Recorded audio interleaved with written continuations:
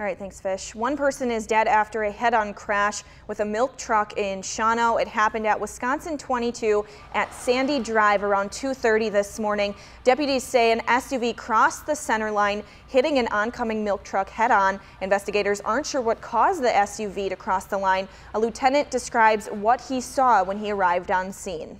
When I was on scene, we had two vehicles, tanker and SUV. They were blocking both northbound and southbound lanes. And the large debris field was scattered about too.